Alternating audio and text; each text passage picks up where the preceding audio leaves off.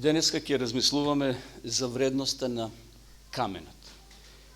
Има ли камења тамо каде што вие живеете?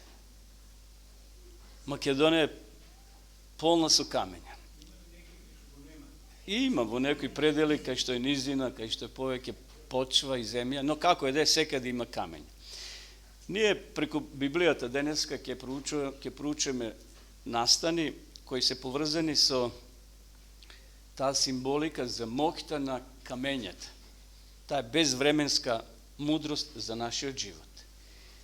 Значи, денес ќе истражуваме за длабоката символика на камењата. Ево, јас донесам неколку камчиња, може и поголеми да донесам, но сепак, знаете, камењата ги има во повеќе врсти. Подоста ние ќе споменеме неколку врсти. Значи, камењата може да бидат уникатни, различити. Токму Библијата зборува многу за камењата. Еве, една интересна слика сега ќе ја видите. Тој во Бурма постои еден камен, сега можеби не може доволно да видите ради светлината што е овде на екранот, кај Кито пагода или златен камен. Тој камен, еве пишува овде, е 7,6 метри. Голема градосија, голем камен златен, а на каменот горе има црква, која е висока 7,3 метри.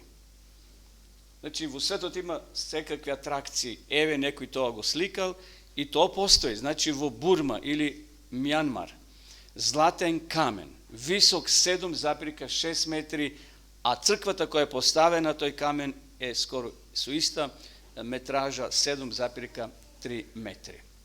Значи, постојат камен во бубрик, така. Има камен во жолчка, камен ваков, камен онаков.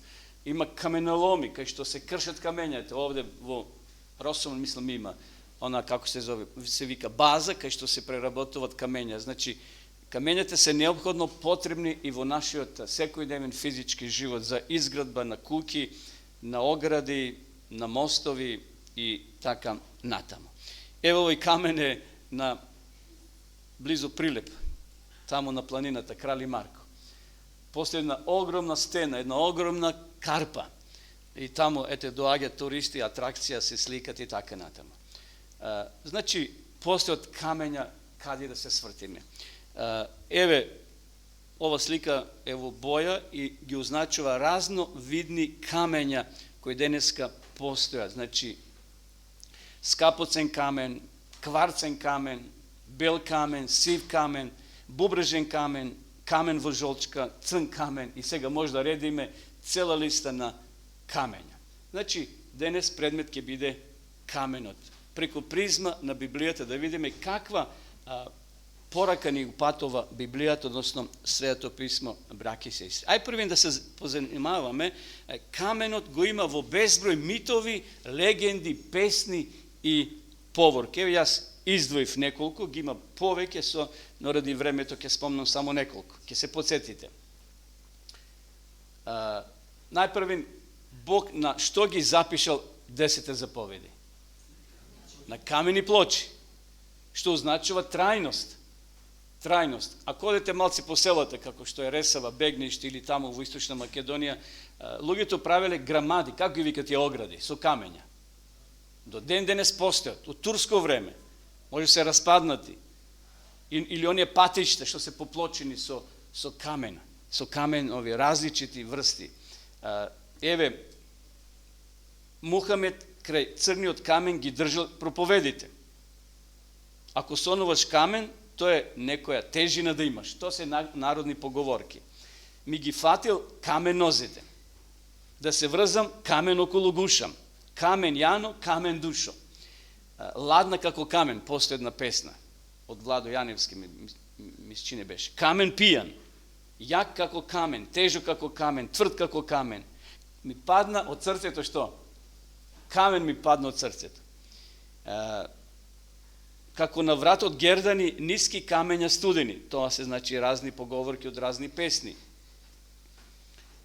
Го гризе камен за петиците. Ако фрлиш камен нагоре, ќе ти падне каде? На глава. Со своји камења по своја глава. на зборот со збор враќај, не со камен.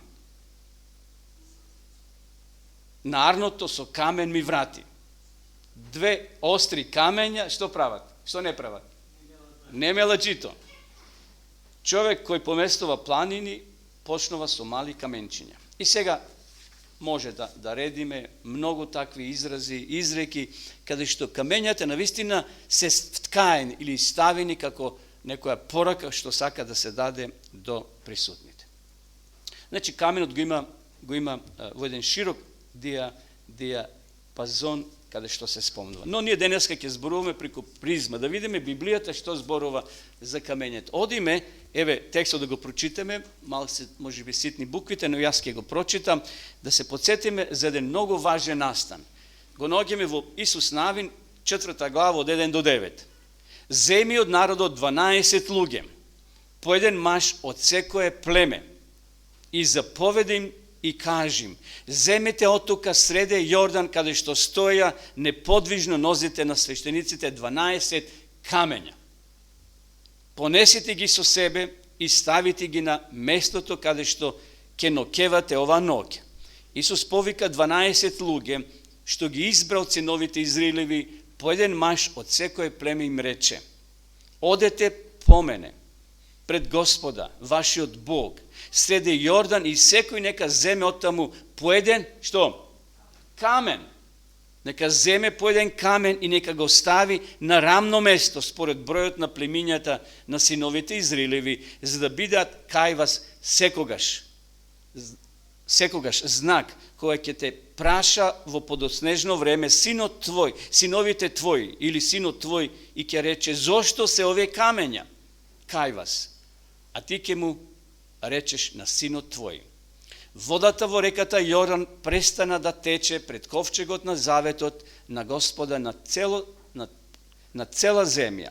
Кога тој го преминуваше Јордан, тогаш водата Јорданска пресуши, и така тие камења ќе бидат кај вас како вечен споменик на синовите Израилеви.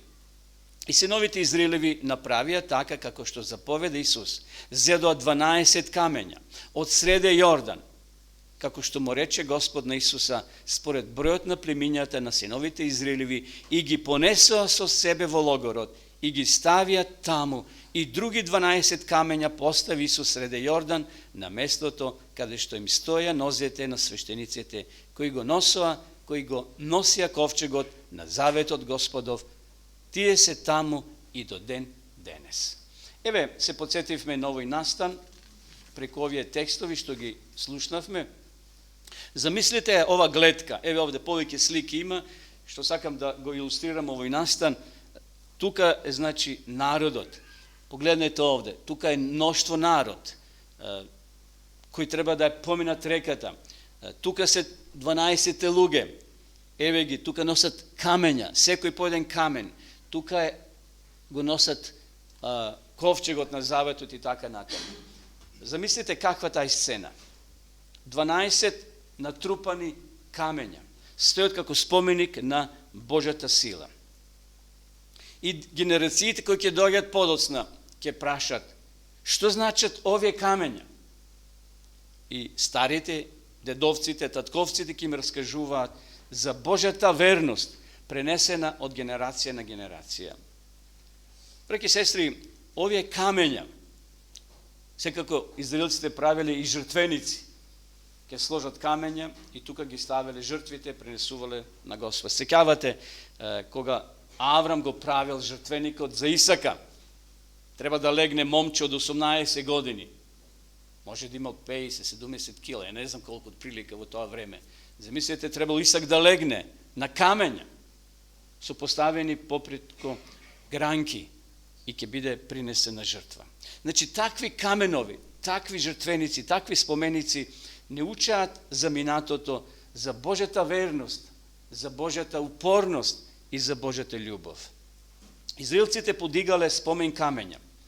И ние треба во нашиот живот да подигнуваме споменици во нашите животи, за да ја обележиме Божјата верност, браќи и сестри.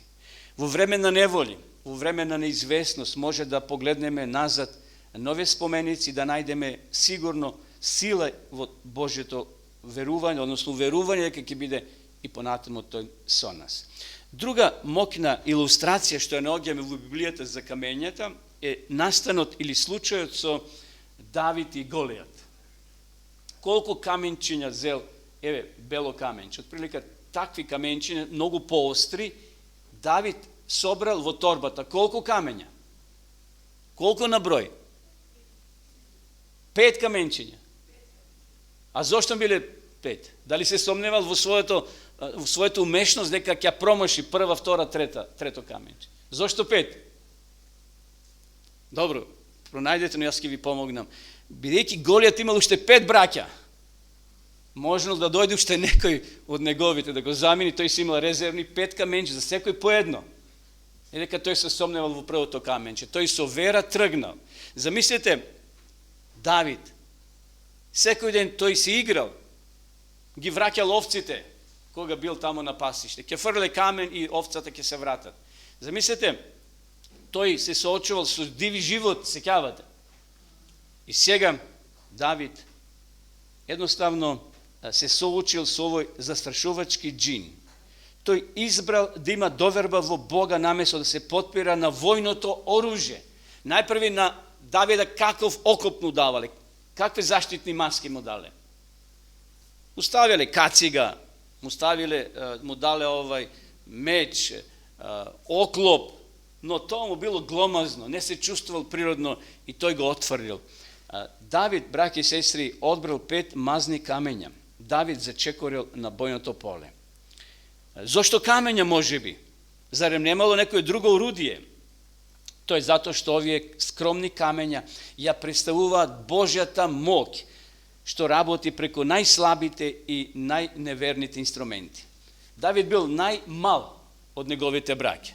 И кога дошол пророкот да го бира кој момче ќе биде за цар одбрано, кога ги донел таткото на Давид сите синови, а што вели пророкот? Има ли уште некој?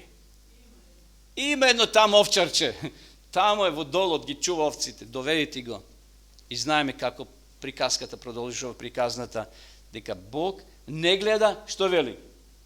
На лице. Така да Бог гледа на срце. И затоа Бог го користи најслабото суштество, со најслабото каменче, да го победи најголемиот непријател и на Божи, а секако и израелски. Браќи и сестри, не се работи за нашите собствени способности и сили, туку за нашата подготвеност да излеземе со вера, знаејќи дека Божјата сила се прави совршено или се покажува совршено во најслабата карика или во нашата слабост. Друг пример, трет пример е со градбата на куќи, што вели Исус во Матеј, сега не го стави текстот, но ради времето вие си го читате, Матеј 7 глава, од 24 до 27, знаете што пишува таму? Исус за својата проповед зборува за мудар човек кој изградил својата куќа на карпа, додека глупавиот човек ја изградил својата куќа на песок. Овие денови, вчера, синуќа, видовте во Словенија како куќите паѓаат како да се од сламка. Претежно кои се направени во теченијето на тие реки кои сега се затрупани, зашто нема вода, со години, со децении. Меѓутоа, што велат старите, кај што некојаш течело река, па може да дојде водата. И куќите паѓаа како од кибрид кутивчиња направени. Но тие кои беа погоре или кои беа на карпи направени, како ова сега што е, тие обстојуваат. Претежно, ако одите во планина, кај што се тие планинарски домови, тие се направи на карпа, на каменови. Не знам дали сте били на Пелистерски очи. Таму има планинарски дом. Има 2 езерца, големото и малото. Навистина, горе на 1000 и колку, скоро 2000 метри висина, има езеро. Има езера горе на Пелистер. Меѓутоа има една ваква слична куќа, планинарски дом, кај што патниците, добронамерниците поминуваат и тука можеби ќе најдат заклон да се одморат, да попијат чај летно време или зимно време. Така да, овде Исус сака да ни каже дека ова символика не учи за важноста на цврстата основа во нашите животи. Карпата го представува, браќи и сестри, Исус Христос, неговата љубов, неговата благодат и неговата вистина. Градейки ги нашите животи на Карпата, ние имаме чврста основа, која може да ги издржи и најтешките искушенија. Секој од нас, дали си млад или стар, ќе поминеш низ искушение. Секој од нас поминува низ разни искушенија, неволи кои неизбежно се појавуваат во нашиот живот. Тој е подсетник дека светот нуди привремено или може да кажеме променливи основи. Светот ти нуди некоја основа, но таа основа е така плитка и нестабилна, што може на мал ветар навистина да ја скрши нашата вера, ако се подпираме само на човек.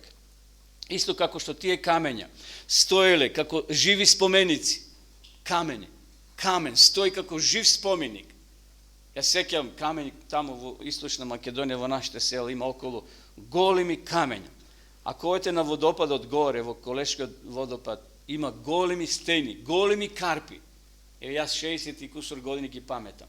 Се уште стојат, чврсти. Зошто? Камен. Чврст како камен. Што има чврста основа. Додека ние патуваме низ животот, браќа и сестри, нашите животи нека станат живи камења, сведочејки за светот, за добрината и верноста на нашиот небесен Отец. Камењата во Библијата нека служат како постојан подсетник дека Божјата милост и љубов е непоколеблива основа, спомен на неговата верност и мог да го победиме секој џин, како што претходно рековме за Давида. Мојсей ги добива 10 заповеди на камени плочи. Зошто на камени плочи? Рековме, зашто тоа е стабилно. Мојсей ги пишувал тие церемониални закони на кожа или папирус, или на тоа време на што се пишувало. Меѓутоа Бог му рекол на Мојсија: оди и склеси ми, направи плочи од камен. И Бог со својот прст ги пишува овие свети 10 заповеди. Тоа означува на силата Божја. Второ, на стабилноста, и трето, на трајноста. Тие представуваат цврста основа, значи непоколебливост што трае. Тие били испишани на камени плочи. Тоа означува трајно значење. И затоа некој што мисли дека Божите заповеди се пиши, бриши, како македонскиот устав, не држи. Значи не е тоа човечки државен закон, пајте ќе го смениме со кревање на рака, ќе се надгласеме и потоа ќе имаме други услови. Не, Божиот закон е непроменлив. И самата помисла на камен означува нешто трајно. Значи ќе кажам стабилност, единствено што Бог ги дал преку Мојсе 10 заповеди, и тие укажуваат на Божјата стабилност како карактер. Но Павле во во Езекија пишува 3:6-26, вели: ќе ви дадам сега ново срце и нов дух. Гледате сегаш со што е споредено нашето срце. Од вашето тело ќе ги извадам, што ќе го извадам? Каменото срце, и ќе ви дадам срце од месо. Знаеме дека ние немаме камено срце. Тоа е месно срце. Меѓутоа, овде символично укажува човек кој не е со Бога, навистина е камен. Камено срце има. Нема милост, нема љубов, нема жалост. Бог ветува дека ќе го острани тоа камено срце од својот народ и ќе му даде срце кој има осет, кој има чувство, кој има љубов, кој има милост, кој има вера. Ова трансформација означава промена на срцето, обновување на духот и продлабочување на нашиот однос со Бога. Исто како што грубите камења може да се полираат, да се брусат, да се обликуваат, и од еден камен кој е грд на прв поглед може да се направи убав сувенир. А којте во Охрид или во тие места близу езеро или море има разни сувенири, направени од камења, од дрво или од некој друг племенит материјал. Значи, Бог може, браќа и сестри, и од твоето камено срце да направи едно убаво срце, едно меко срце, срце кое сака, срце кое љуби, срце кое верува во Господа. Бог сака да не обликува, да не полира и да не направи садови на неговата слава. Дополнително, камењата може да служат и како спомен на Божјата верност. Еве, da se podsjetime na jedan nastan so Jakova. Текстот го наоѓаме во 1 Мојсеева, 28 глава. И стана Јаков, обратите сега внимание, утре дента стана рано, го зеде каменот. Јаков зел камен. Често пати може да пронајдете во Библијата многу настани кои се поврзани со каменот, што го беше ставил под глава. Гледате како перница каменот му служил. И го постави како спомен, па го прелија со масло. Маслото поќе време го бележува каменот. Како што денеска, например, изгорено масло од автомобил се користи за колови и за оние што се стават во земја, знаете, го намачкуваат да трае подолго. Вели, го постави како спомен, па го прелија со масло. И тоа место Јаков го нарече Ветил, односно Божи дом. А порано името на овој град му беше Луз. И се зарече Јаков, велејќи, ако Господ Бог биде со мене и ме запази на овој пат по кој одам, и ако ми даде леб да јадам и облека да се облекувам и се вратам здрав во домот на татко мој, ќе ми биде Господ Бог мој. Тогаш, повторно, овој камен, што го поставив за спомен, ќе ми биде Божи дом. И од се што ќе ми дадеш, Господе, ќе ти дадам тебе дел 10.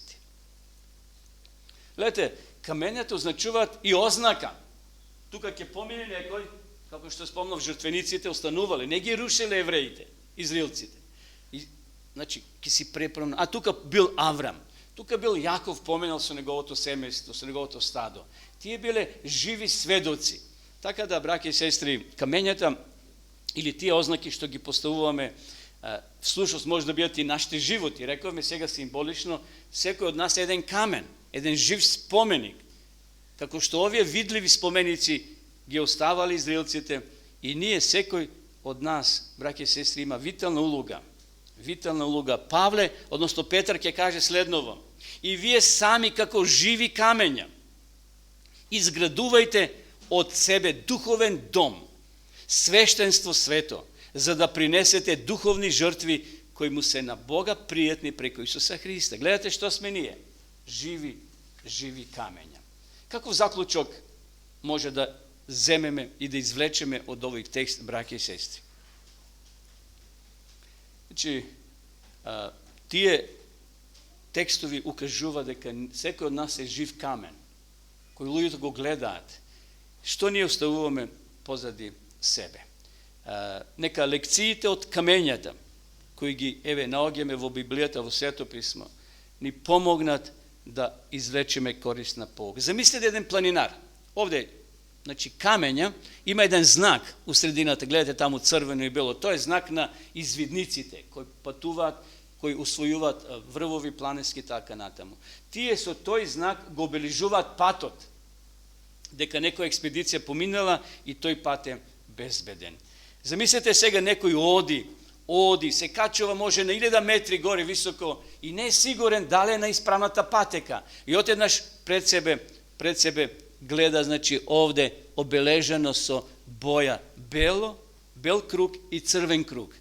И се вели, јас сум сега на вистинскиот пат. Тука некој поминал, тука некој дал од себе, од животот свој, некои дури и загинуваат.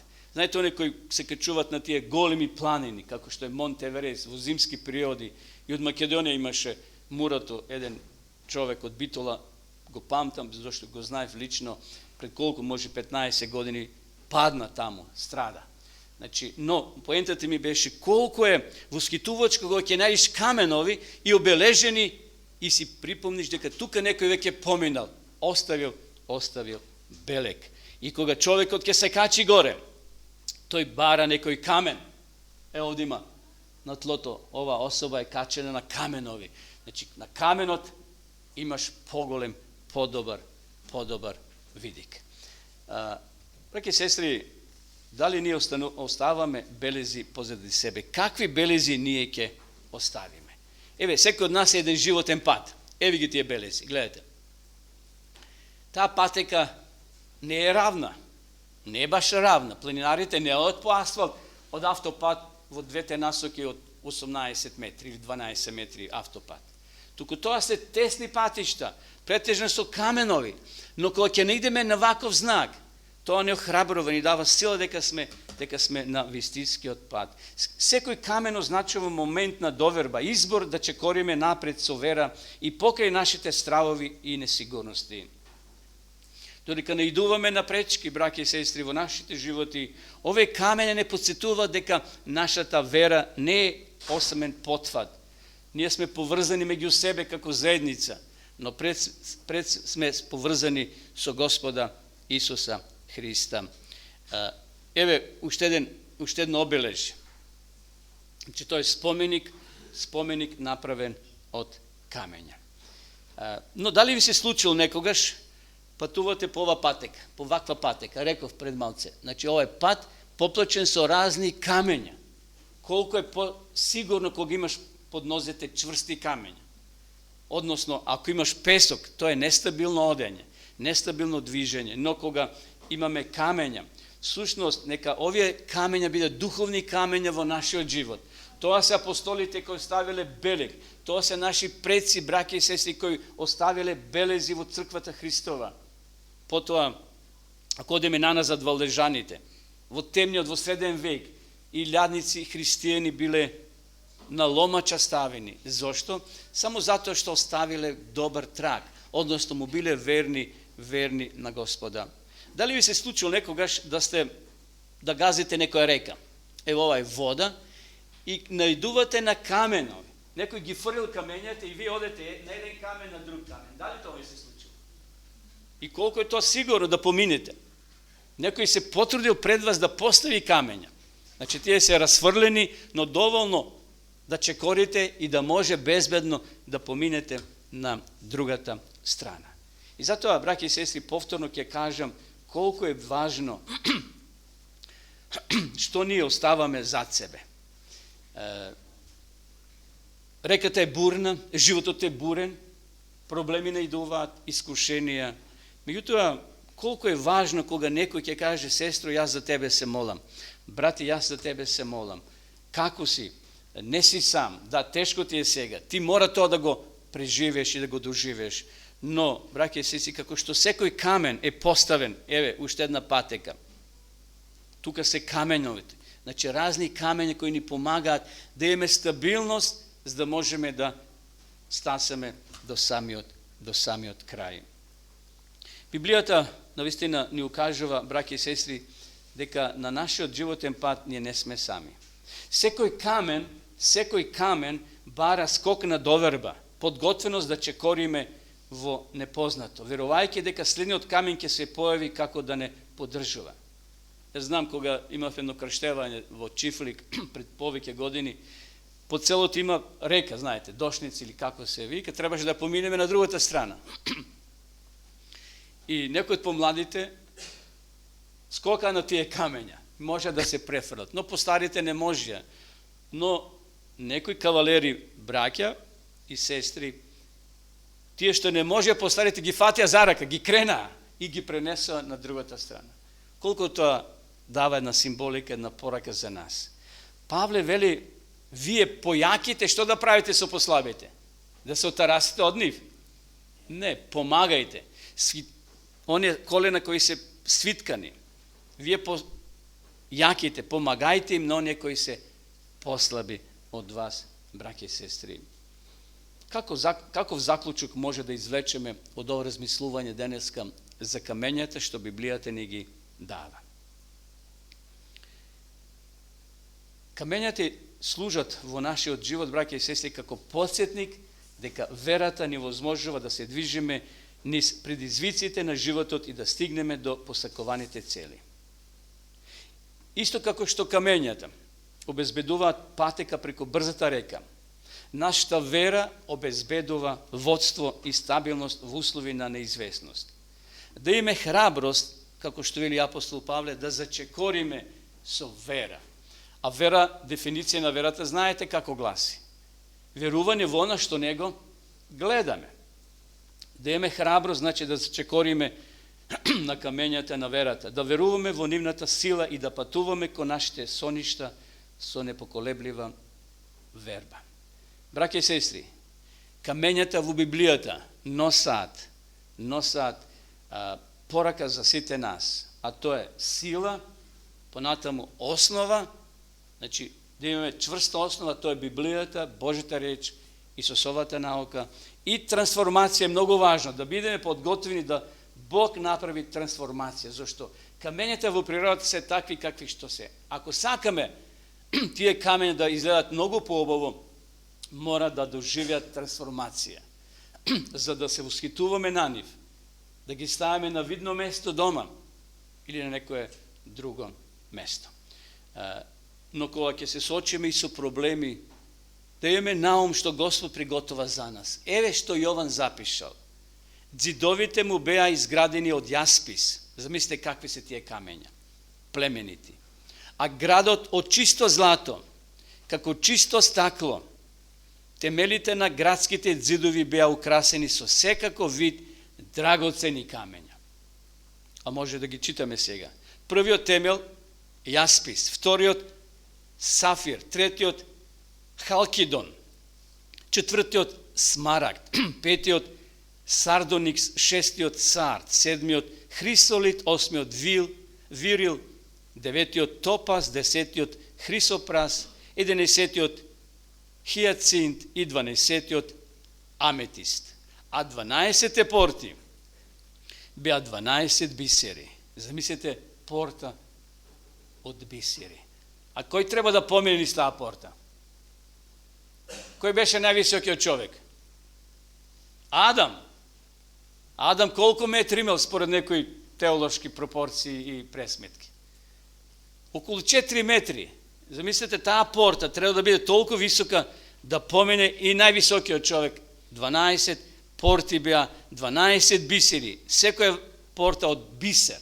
А знаете бисерот како настанува? Кога некој камче или некој нешто ситно ќе влезе во утробата на школката, школки бисерници тие се посебни, и ќе се напрегнува да го исврли школката, тој стран предмет, а не ќе може, и почнува да лачи слуз. И на крајот, после 5-6 месеци до година дена, тоа што влегло како страно тело во утробата на школката ќе биде бисер. И жените и мажите ќе се восхитуваат и ќе го стават на гердани. Замислете, Јован каква споредба прави и кажува. 12 порти од бисери. Секоја порта беше од еден бисер. Улиците на градот беа од чисто злато, како провидно стакло. Браќи и сестри, дали вреди да издржиме на нашиот животен пат, на кој понекогаш ќе има и камења, ќе има и трње, ќе има и проблеми, но Господ сака денеска ние да бидеме живи камења, сведоштво за Божјата верност и благодат. Додека патуваме ни животот, да се подсетиме дека Бог како карпа, Бог е карпа, може да надмине секоја твоја и моја бура и да останеме цврсти во нашата вера. Овие скапоцени камења, од кои ќе бидат направени овие златни улици, или таа златна улица што вели овде Јован, укажува на Божјата убавина, на Божјата слава во Неговото царство. Тие ги представуваат наградите и благословите што ги чекат оние што остануваат цврсти во својата вера. Исто така, оние што се споредени со овие скапоцени камења рефлектираат светлината. Нашите животи нека ја зрачат убавината на Божјата љубов и благодат кон светот. Последен пример за еден камен кој пошел да зборува, а бил поставен во двориштето на еден уметник. Тие вајари, уметници кои ги клесат камењата и прават убави споменици. И така додека ударал со чеканот, каменот прозборил, рекол: "Зошто ме удараш, тоа ме боли?" А оној човек, оној мајстор со глетото и со чеканот, знаете што му рекол на каменот? "Ако не те ударам, ако не те клесам, да тоа те боли, но никогаш нема да дојдеш во центарот на градот, да те гледаат сите и да се восхитуваат на твојата убавина." Браќи и сестри, ние сме тој камен. Животот не удара од сите страни. Болно е, тешко е, но Бог вели: "Јас сум со тебе, издржи. Издржи, Зошто? Затоа што само со тие ударци ќе се обликува твојот карактер и ќе можеш еден ден да влезеш токму таму, во тој вечен град, да те гледат сите, да се восхитуваат и да уживаат со тебе. Нека Господ ни помогне, браќи и сестри, да навистина ја извлечеме пулката од вредноста на каменот. А тоа е дека секој од нас представува жив камен и луѓето не гледаат. И што и како оставуваме и што оставуваме зад себе е многу важно. Господ да ни помогне додека патуваме кон ветениот град, кон новата земја да издржиме. Без разлика што се случи, Бог вели јас сум со тебе до крајот на векот. Нека Господ не благослови, нека не охрабри да издржиме на својот животен пат. Амин.